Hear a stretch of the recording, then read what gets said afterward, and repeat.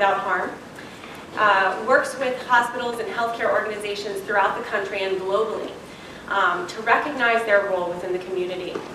We began about in 1996 with like-minded organizations that came together recognizing that there was a paradox where hospitals and healthcare organizations had practices and policies in place that were actually contributing to harm of the patients, staff, visitors, and the larger community that they were serving. They looked at the chemicals that they were using within their environments, the building materials that built their buildings, and they recognized that some of these practices were contributing to the chronic illnesses that those actual institutions were trying to prevent. So we set out to actually form the work groups or the program areas within Healthcare Without Harm. The Safer Building program area, the Safer Chemicals work group, and our Healthy Food program that is actually transforming the healthcare sector to one that is transformative, one that is creating sustainable building practices, sustainable healthy food practices, and transforming those practices within not only the institutional setting, but within the communities that these hospitals exist in. So why should the healthcare sector as a whole take on the role to reduce sugar-sweetened beverages? So Healthcare Without Harm looked at this as a part of our Healthy Food and Healthcare program initiative because we recognize the role that hospitals have to promote primary prevention as part of their mission. You know, hospitals as institutions have clinicians within their hospital walls where patients come into their facilities looking for advice on how to eat healthy, how to get well. So when they come in there and they're getting this advice and then they go downstairs into their foyers or into their retail environments and they see fast food or grabbing a sugar-sweetened beverage, and they recognize that some of these actual beverages and foods are also associated with those same chronic diseases, there's an inconsistency there. We also recognize that these patients are seeing these clinicians at a prime time when they can transition their actual behaviors. And we also look at these institutions as being kind of models of behavior and also have large purchasing dollars within the larger health sector as a whole, and also the larger food industry. So as an institution, we look at how much their purchasing dollar has as an impact on the food industry versus our individual purchasing dollar. So when we have the ability for these institutions to put those purchasing dollars towards more healthy food that might impact the community in a positive way, rather than going towards unhealthy purchases, there's a major ability to make a positive impact rather than negative one. So when we look at also where our healthcare dollars are currently going, we see that there is an opportunity to transition towards a more prevention-based practice. We see that medical dollars are now being spent on medical services rather than prevention-based practices, when actually factors influencing health are those that are more prevention-based. So we see that health behaviors, and environment, somewhere where people is environment that they're actually living in, something that we can actually look towards preventing.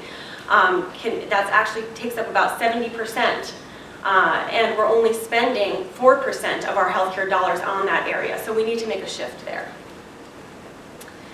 So a lot can be said on this particular graphic. I want to just spend a little bit of time mentioning that we are used to, in the healthcare environment, spending a significant amount of time on counseling and education and clinical interventions. That's where our clinicians are going to the bedside, are actually going to provide education on how to eat well, giving brochures or education on those particular types of foods that they should be eating. But that's very labor intensive, that one-on-one educational counseling. And when we're looking at a large obesity epidemic that's rising on a large percent of our population, we have to look at something that we're going to be able to do a larger bang for our buck, as one of our earlier speakers mentioned. So we look farther down on the pyramid at changing the context, where when we saw earlier with, where we had large dental caries within our larger public health, what did we do about that to rather go to each one of the door-to-door and actually say, you need to brush your teeth more, that would have taken forever. So what we did was we looked at where is the absence in our public health that needs to be remedied. What is the absence that needs to be remedied? So we actually took a public health initiative along fluoridation, and that actually impacted large numbers. That's something that looked at changing the context for our public health. So we're trying to do the same thing with obesity prevention, along changing the context for our entire public health to make the individual's default decision healthy, making the healthy choice the easy choice for our individuals. And that's what we're really looking at in terms of beverage consumption. So Healthcare Without Harm was really lucky to be working with the Boston Public Health Commission when they were awarded the Communities Putting Prevention to Work grant. The Boston Public Health Commission looked at cross-sectorally implementing a strategy to reduce sugar-sweetened beverages throughout the city of Boston, working with hospitals and healthcare organizations through the partnership that Healthcare Without Harm already had existing within their networks within Boston area. Boston Public Health Commission rolled out an educational campaign utilizing this stoplight tool. The red, yellow, and green categorized beverages in terms of how people should be looking at beverages when they are trying to make their choices. So red being those that they should limit, being those sugar-sweetened beverages. Yellow being those that they should only drink occasionally or caution drinking. Those being including those artificially sweetened beverages or even 100% fruit juice because we want to limit those portion sizes. And green being those we want to encourage consumption of, or those healthier beverages, being water or low-fat milk. And during this time that the Boston Public Health Commission is rolling out the initiative, the Boston mayor initiated an executive order to limit red beverages, and actually eliminate red beverages, within city property. So this really gets to the heart of that, changing the context for Boston city residents. So the mayor announced this on April 7th, 2011, and really put the emphasis out there to residents that this was something about not taking away individual choice, saying that those residents within Boston could still bring in those beverages to their settings if they so choose, but that the city was no longer going to be promoting them within their individual settings. And that sent a message stating that Boston as a city was not going to promote this as a beverage that they found being healthy because they recognized the link between sugar-sweetened beverages and health. So when Healthcare Without Harm aligned themselves with the Boston Public Health Commission in working with the healthcare sector in Boston, we decided that, we recognized that this stoplight tool was very valuable in being able to educate around sugar-sweetened beverages. But we also wanted to broaden the perspective in saying that hospitals have a major contribution into the food service sector as a whole. So we said, how can we really engage in this in a broader perspective in kind of a long-range strategy? So we looked at this as more of a healthy beverage initiative by looking at this as what are we actually also going to be promoting when we're taking away sugar-sweetened beverages. So this healthy beverage program looks at reducing sugar-sweetened beverages, number one, but also increasing access to public drinking water, increasing access to healthy beverages, which does not, in our minds, include those artificially sweetened beverages. And also looks at preferentially putting promotion towards those implementation strategies that reduce beverage waste, because we know that hospitals are major contributors of waste to the environment and the communities that they are serving. So in doing the rollout with the hospitals that we were working with, we provided education and coalition building, and also provided guidance to the media development and policy development within those institutional settings. And how we worked with the Boston Public Health Commission to do this was to gather a learning network of hospitals together. The Boston Public Health Commission gathered these organizations together, and Healthcare Without Harm, along with the American Heart Association, provided the technical assistance to these hospitals within Boston so that they could share stories and challenges and assist with any troubleshooting that was necessary with them learning. Now, you can imagine these hospitals within Boston being large research-based facilities. This was a very challenging and very competitive environment for them to come together and kind of share their own stories and challenges. So what we really did to get them together and learn together was to get them to gather around one specific goal. And this is the goal we set forth for those hospitals, but what we told them is that how they got there was going to be individual to them, because we recognized that they were going to have their own particular barriers. These are the hospitals that really got on board and were engaged in the learning network within Boston. And you'll see that it's some of the largest and most well-respected hospitals within the Boston area. We did suggest strategies for these hospitals to implement in moving forward with their initiative. Number one being a critical first step being the baseline audit, where they would establish purchasing practices, survey what beverages they were purchasing, and really investigate what policies they had in place and what relationships they had with current vendors.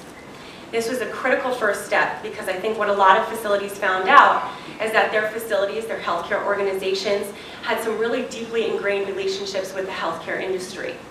And what we're finding is that the healthcare industry has successfully inserted themselves in, the beverage industry has successfully inserted itself into the healthcare industry, which really conflicts with the actual mission of a healthcare organization. When sugar-sweetened beverage, the industry itself has been so directly associated with such negative health effects. So in working with some of these conflicting relationships, we encouraged hospitals to create an internal task force that was multidisciplinary. We also encouraged that it was led by an upper management team, so that there was someone there to really work with some of these deeply ingrained contract negotiations that were necessary, so that they can maintain relationships that were needed and create a positive transition to some of these policies. In terms of rolling out their initiative, we encouraged hospitals to utilize the CDC's patented MAP strategy, where the media is utilized in terms of eliminating marketing related to sugar-sweetened beverages, or positive marketing around healthy beverages is utilized. Looking at the access to where sugar-sweetened beverages within their facilities is utilized. Looking at preferential pricing for healthier beverages, promotion and placement of where those beverages are within the facility, also reducing advertising for those unhealthy beverages within facilities, and utilizing the social support that's in your community or within that hospital setting. And along those lines, we recognize that clinicians were, many of those that came to the forefront really advocating for a change within the hospital setting, specifically around sugar-sweetened beverages, because they were the ones recognizing this link between these beverages and chronic disease. So Healthcare Without Harm initiated a national pledge so that clinicians could gather their support around efforts to reduce sugar-sweetened beverages in the hospital setting.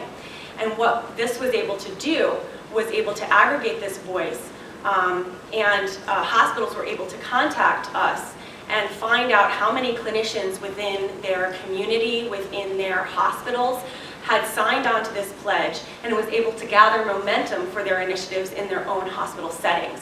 So this clinician pledge is still in place today. We do have pledges available for people, for those of you who want to be able to use this in their own specific settings. We have those here today available to you.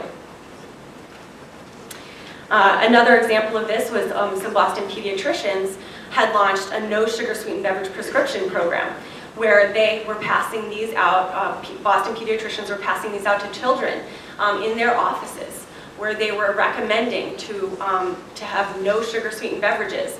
And this was part of an actual campaign to support a no sugar sweetened beverage, to support a sugar sweetened beverage tax within Boston setting. So there was already support within the Boston community around this.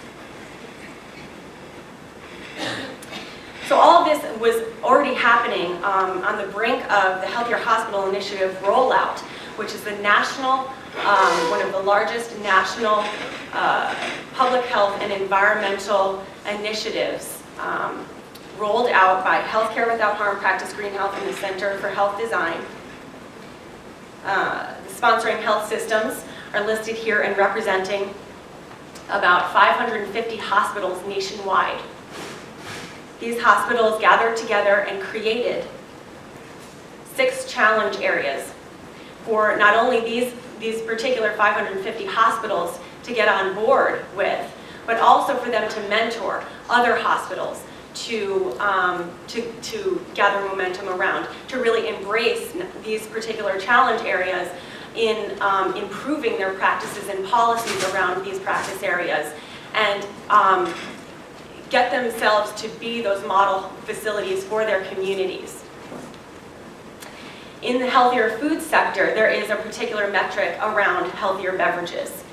So the opportunity for these hospitals, these 550 hospitals, to mentor and engage the rest of the healthcare sector around bringing them to a place where they are moving the food system in a direction that is promoting health and promoting that prevention-based agenda is tremendous. So the Healthier Hospital Initiative has just gotten started in April, and the opportunity for these hospitals to move forward and really shift the landscape is tremendous. So here I wanted to leave you with my contact information and look forward to talking with you about next steps.